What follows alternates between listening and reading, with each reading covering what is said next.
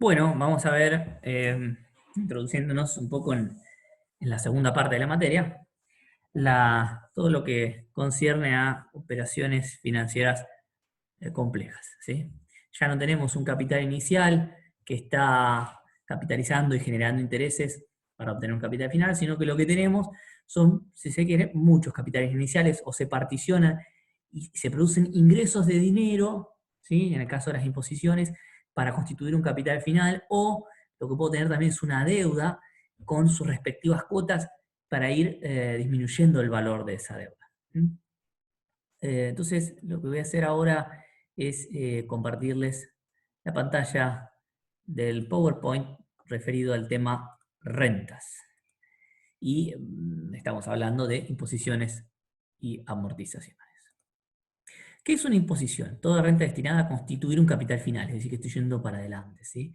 Es el dinero total depositado en periodos regulares de tiempo más los intereses que generen en cada periodo. Yo les decía, y acá lo vemos en el grafiquito, tenemos cuota, depósitos que voy haciendo periódicamente, y con todo esos depósitos lo que termino logrando o generando es un capital final, ¿sí? Eso por un lado.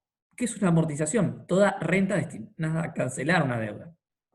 Fíjense que tengo como B el valor de la deuda contraída y en cuotas va la cancelación parcial de la deuda hasta que se cancela toda. Al final. Eh, Esos son los tipos de renta que podemos encontrar. Conceptos que me gustaría que les queden claros. ¿Qué es una imposición? Porque muchas veces estos se equivocan. La imposición es la suma de dinero que se retira luego de efectuado todos los depósitos. Es decir, el valor final ese que está al final, ¿sí? El monto que obtuve luego de realizar todos los depósitos, capitalizando, etcétera, produciendo interés. Es ese valor final, la suma de dinero final que obtengo. La cuota es la cantidad de dinero depositada regularmente. Regularmente porque lo voy haciendo periodo a periodo, ¿sí? Constantes pueden ser estas cuotas, si son todas del mismo importe, o variables si son de importes diferentes. Periodo de tiempo, periodo es el tiempo que media entre dos cuotas consecutivas y duración es el tiempo que transcurre entre el primero y el último de los depósitos. Algunas clasificaciones que podemos encontrar de las rentas, podemos separar en ciertas e inciertas, por ejemplo. Las ciertas son las que tienen certidumbre respecto de los componentes de la imposición. ¿Cuáles son esos componentes? Son esas variables que vamos a ir encontrando, que puede ser la tasa de interés, puede ser el plazo, ¿sí? O la duración, puede ser etcétera, la cuota, por ejemplo, ¿sí? Entonces esas son las variables o componentes. Cuando hay alguno que es incierto, desconocido, obviamente, por definición, tenemos las rentas inciertas. Por ejemplo, a veces uno no tiene certidumbre si el Estado va a poder pagar o no una determinada cuota de un bono, que es una deuda, ¿sí? Entonces esas cuotas que paga, de repente el Estado puede encontrarse ante la posibilidad de poder o no pagarlo, y ahí tenemos que empezar a incorporar conceptos de probabilidad. Así que tendríamos que utilizar un poco lo que vimos en estadística. No creo que lleguemos en este curso a ver las rentas inciertas, porque tenemos el cronograma muy acotado. Pero sí vamos a ver las rentas ciertas. Y después tenemos rentas adelantadas y vencidas.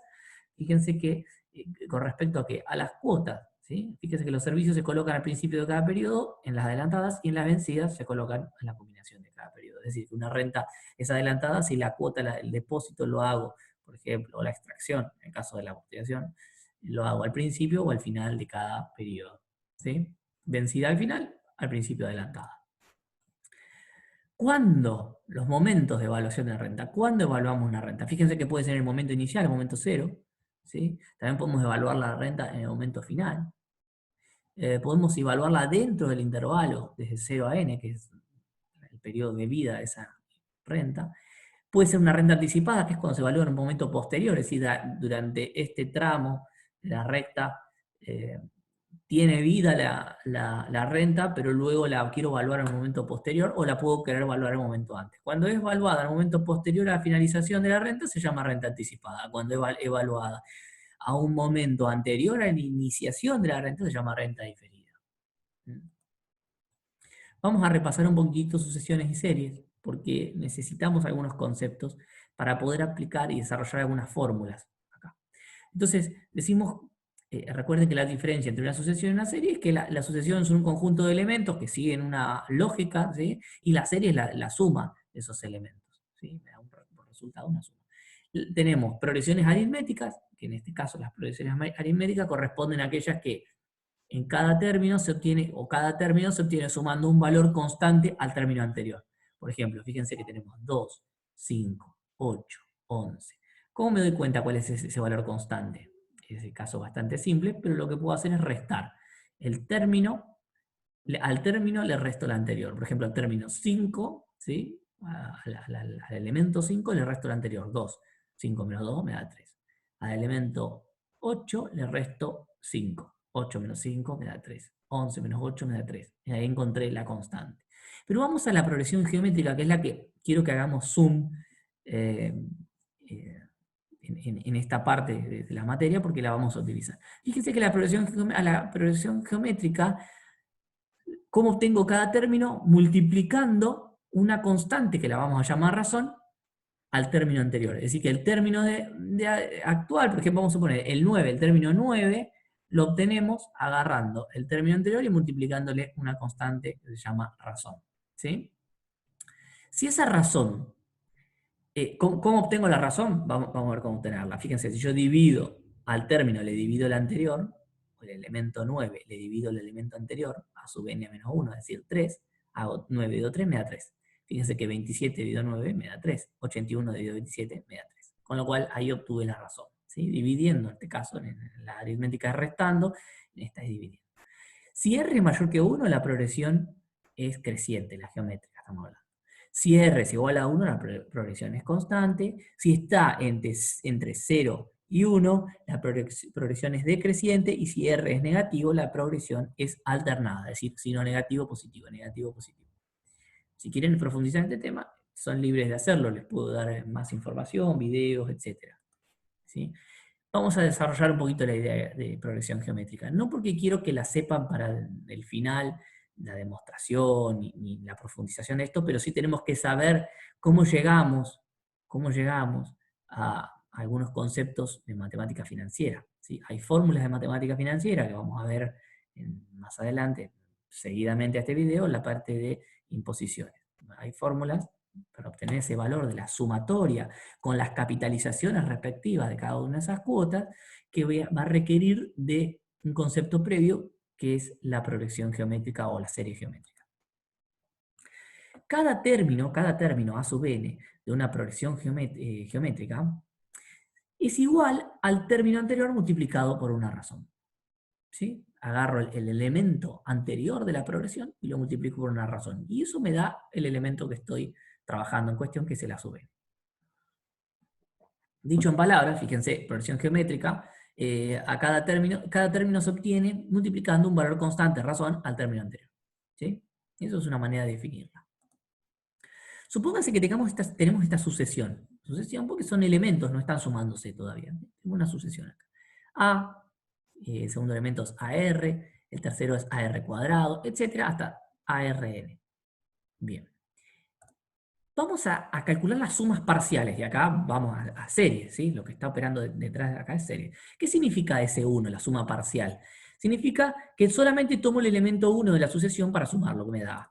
El S2 significa que tomo dos elementos, los primeros dos elementos de la sucesión, A más AR. ¿Sí? El S3 significa que tomo el elemento A más AR al cuadrado. Fíjense que siempre el exponente de la razón es una instancia previa al subíndice de la S. ¿sí? Si el S es 3, la razón, el último elemento que sumo, en la suma parcial, tiene la razón elevado a la 2. Si acá es S2, acá la R está elevado a la 1. Si acá es S1, la R está elevada a la 0. ¿Sí? Entonces, de esta manera, esto yo trato de simplificarles para que no profundicen tanto. Vamos a construir la forma general de la suma de los n términos. ¿sí? Entonces va a quedar de esta manera: A más AR2, etcétera, etcétera, etcétera, A más AR menos 1, elevado a la n menos 1. R elevado a la n menos 1. ¿sí? Porque si este es n, este tiene que ser n menos 1, uno previo. ¿Está? ¿Cómo vamos? El objetivo nuestro es obtener este valor de n, pero no teniendo que sumar A más AR cuadrado, porque si fueran 48 términos yo no puedo estar en la calculadora sumando eternamente, ¿sí? En el Excel es mucho más fácil, pero vamos a buscar una fórmula general que nos permita sumar todos esos n términos. Entonces, acá copié esta formulita, esta sumatoria, de acá, la copié acá, y la transcribí con un tamaño de letra más grande. Para poder obtener ese sub n, vamos a operar a través de un artilugio matemático, que es una operación ingeniosa que nos va a permitir despejar ese sub n. ¿Sí? Entonces, ¿qué vamos a hacer? Vamos a restarle a este s sub n otra serie, ¿sí? Otro s sub n que va a estar multiplicado por la razón. Es el mismo s sub n de arriba, pero lo multiplico por la razón. Quiere decir que a todos los términos de esta serie lo voy a restar, lo voy a multiplicar por r. Entonces lo que hace es aumentar en 1 el grado del r de arriba. ¿Sí? Si el primer término tenía a solo, acá tenemos a por r, acá tenemos a por r cuadrado, a por r cubo, a por r elevado a la n menos 1, y me termina quedando el último elemento a por r elevado a la n, claro. Si multiplico por r al último elemento, que es el de aquí, suma 1 al exponente por la propiedad de potencia, sumo 1 y me termina quedando a por r elevado a la n. Esto vamos a hacer esta resta ahora, vamos a hacer esta resta. Y fíjense que cuando voy a restar esto, coincide que el segundo elemento de la serie de arriba, ¿sí? Le vamos a restar el primer elemento, porque coinciden, ¿ven? Entonces si hago esto menos esto, estos dos se me van, estos dos se me van, estos dos se me van, los cúbicos se me van, el a por r elevado a la n menos 1 se va con este, ¿y qué me termina quedando? De esta resta de s sub n menos s sub n por r, que la escribo de este lado al igual, me termina quedando el primer elemento a menos el último, pero restándose, de aquí. Entonces, me queda a menos a por r elevado a la n. Mi objetivo es despejar s sub n, porque ese es el valor que yo estoy buscando, que es la sumatoria que resuma todo esto, pero con una fórmula más sencilla. Así, mi objetivo es que sea con una fórmula más sencilla. ¿Qué vamos a hacer? Vamos a sacar factor común, s sub n. Me termina quedando multiplicado por 1 menos r. ¿Sí? Este factor 1 menos r lo paso dividiendo. Y me queda que s sub n es igual a menos a por r elevado a la n dividido 1 menos r. Fíjense que mucho más sencillo. Ahora, si yo quisiera calcular la suma total de un montón de depósitos de dinero o de un montón de valores, no importa qué, acá estamos en matemática, la previa, antes a la matemática financiera, fíjense que en una fórmula así sencilla yo podría obtener ese valor. Si saco factor común la a, me queda que esta es la cuota. ¿Sí? Lo vamos a ver más adelante. Y me queda esta expresión de esta manera, mucho más sencilla, porque podría sumar 48 términos, 50 términos, 100 términos, de una manera mucho más fácil, era una formulita. Muchas veces en los libros está expresado de esta manera, esta fórmula que simplemente lo que hacen es multiplicar y dividir por menos 1 a este cociente. Entonces lo que hace es invertirme los signos, ¿sí? Entonces me queda Rn menos 1 y acá en el denominador R menos 1. ¿Sí? Esto es serie geométrica. ¿Cómo sumar? Esta es la fórmula de cómo sumar una serie geométrica, es decir, una sucesión de términos que se suman entre sí. ¿Sí? Que eso es una serie, por definición. Entonces, con esta fórmula simplificamos los cálculos. Nosotros vamos a tomar esa fórmula y vamos ahora a meternos en imposiciones a interés compuesto. Vamos a avanzar un poquito en esta idea y vamos a ver qué es una imposición. ¿Sí? Una imposición a interés compuesto lo podemos analizar por cuotas vencidas o por cuotas adelantadas. Vamos a ver por cuotas vencidas en qué consiste esto. Las cuotas las vamos a considerar constantes. ¿Sí? C1 igual a C2, igual a C3, igual a Cn. Fíjense que las cuotas, al ser vencidas, las voy a depositar, son los depósitos que hago en el banco, los voy a depositar al final de cada periodo. Si este es el periodo 1, deposito al final. Si este es el periodo 2, deposito al final. Este es el periodo 3, deposito al final. Y así sucesivamente, por esos puntos suspensivos, lo voy a hacer con n cuotas. Cada una de estas cuotas va a capitalizar, porque estoy llevando todo al valor final. Todo al valor final. ¿Sí? Capitalizan. ¿Por cuántos periodos? Por n-1, porque fíjense que si esta es la cuota C sub n, es decir, esta es la cuota n, Este periodo, esta parte del periodo 1, no capitaliza, porque capitaliza a partir del final del periodo. Entonces va a capitalizar n-1 veces. Esta de acá va a capitalizar n-2 veces. Y así sucesivamente hasta la cuota última que directamente no capitaliza, me queda ahí por eso en 1. ¿Sí? Acá estoy suponiendo que el valor de las cuotas es 1. Entonces, ¿cómo obtengo el valor de esta sumatoria, de esta imposición, que sería la sumatoria de todos esos depósitos con el interés que produce? Y fíjense que yo podría pensarlo como 1, que es la última cuota, más la anteúltima cuota, más la antepenúltima cuota, y así sucesivamente hasta la cuota de 1 más i elevado a la n-1, que es esta primera cuota, este primer depósito que hago. Si yo hago la sumatoria de todo eso, voy a obtener el valor de la imposición. Pero para poder avanzar con esto, no vamos a andar sumando todos estos términos uno por uno, sino que vamos a hacer una deducción de la fórmula. Para eso, en el próximo video, continúo y les explico cómo vamos a obtener esa fórmula.